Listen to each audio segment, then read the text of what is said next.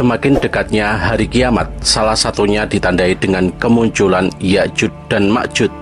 Dalam Al-Quran Surah Al-Kahfi ayat 94 dinyatakan, keduanya adalah kaum yang suka berbuat kerusakan di muka bumi. Ya'juj dan Ma'juj merupakan dua istilah yang selalu disebut secara bersamaan. Kedua istilah tersebut dapat ditemukan dalam Al-Quran, hadis dan juga kitab-kitab suci terdahulu. Pertanyaannya, siapakah Ya'juj dan Ma'juj itu sesungguhnya? Dari manakah mereka berasal? Sampai hari ini, suku bangsa yang disebut Ya'juj dan Ma'juj masih menimbulkan perdebatan. Ada yang menyebut mereka sebagai bangsa Tartar, Mongol, Cina, dan sebagainya. Ada pula yang menganggap Ya'juj dan Ma'juj sebagai nenek moyang bangsa Turki. Namun demikian, identitas mereka sesungguhnya hanya Allah yang tahu. Ibnu Katsir menerangkan, Ya'juj dan Ma'juj adalah keturunan Adam alaihissalam. Silsilah mereka dikatakan berasal dari keturunan Yafid bin Nuh alaihissalam. Dalam Al-Quran dikisahkan, Ya'juj dan Ma'juj diisolasi oleh tembok atau benteng logam yang dibangun oleh Zulkarnain. Meski mereka masih berasal dari jenis manusia, Ya'juj dan Ma'juj mempunyai ciri khas yang membuat mereka tampak berbeda dari manusia pada umumnya. Dalam satu hadis disebutkan, Ya'juj dan Ma'juj memiliki muka yang lebar, mata yang kecil atau sipit, dan warna putih di rambut atas mereka. Bentuk wajah mereka dikatakan mirip perisai. Mereka juga nyaris tidak memiliki kemampuan untuk memahami bahasa atau perkataan yang dituturkan oleh manusia. Ketika pada masanya, Ya'juj dan Ma'juj berhasil menghancurkan dinding besi pembatas yang telah dibangun oleh Zulkarnain. Mereka akan turun dari pegunungan dengan cepat dan tergesa-gesa karena sudah tidak sabar untuk membuat kerusakan di muka bumi ini. Syekh Ibnu Baz rahimahullah dalam kitab kumpulan fatwanya menuliskan, Ya'juj dan Ma'juj akan muncul di akhir zaman, yaitu setelah keluarnya Dajjal dan turunnya Nabi Isa bin Maryam alaihissalam. Jumlah Ya'juj dan Ma'juj juga terbilang sangat besar, sehingga ketika mereka turun dari tempat persembunyiannya, seakan-akan terlihat seperti air bah yang mengalir.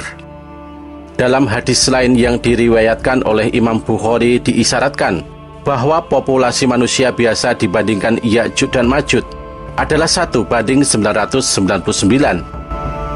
Sementara hadis yang diriwayatkan oleh Anwas radhiyallahu anhu mengungkapkan, ketika Allah mengeluarkan Ya'juj dan Ma'juj dari tempat persembunyiannya, mereka segera turun dengan cepat dari bukit-bukit yang tinggi.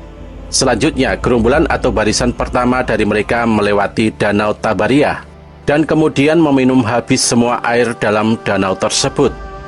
Allah Subhanahu wa Ta'ala berfirman, hingga apabila dibukakan tembok Ya'juj dan Ma'juj dan mereka turun dengan cepat dari seluruh tempat yang tinggi.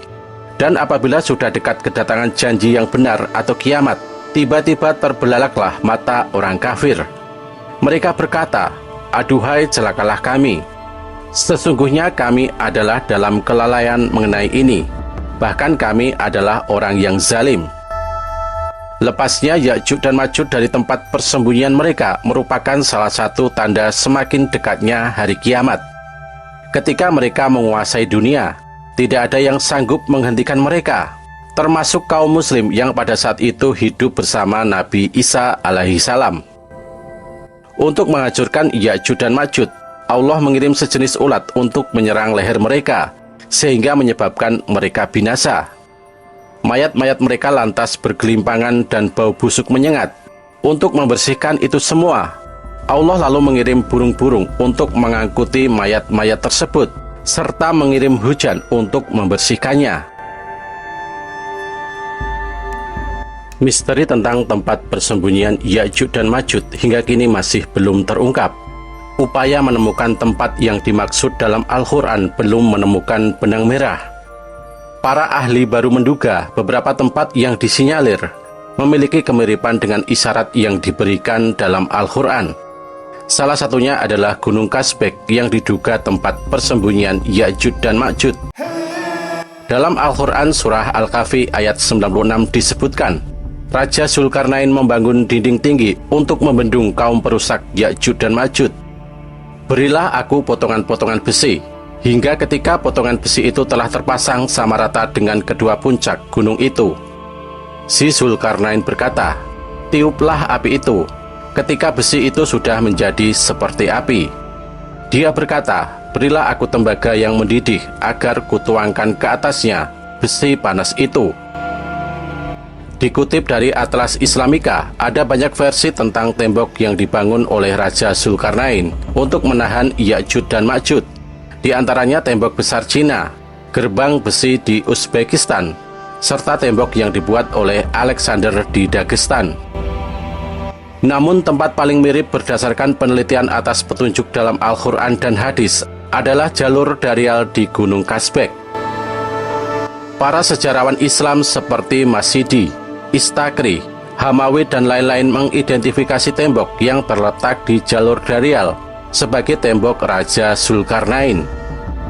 Seorang sarjana Islam terkenal, yakni Yaqut Al-Hamawi, dalam buku Kamus Negara-Negara juga menyatakan bahwa tembok Darial pas dibangun dengan tembaga cair.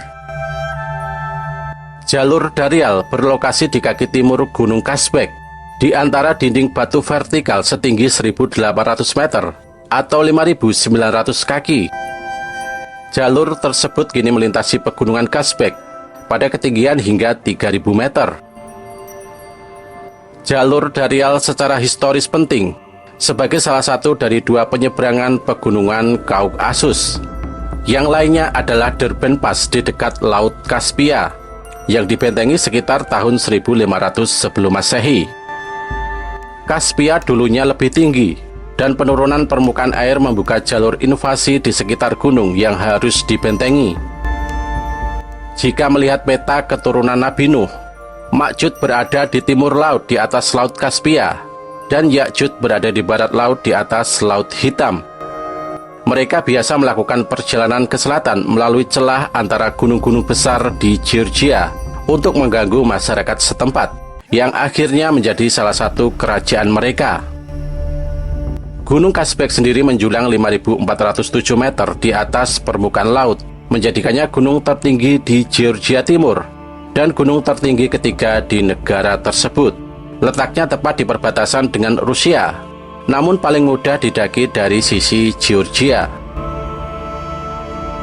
Dikutip dari Explorer, Gunung Kasbek pertama kali didaki pada tahun 1868 oleh ekspedisi pendaki Gunung Inggris dan Perancis di Alpine Club, namun telah lama memiliki makna budaya dan sejarah bagi masyarakat setempat.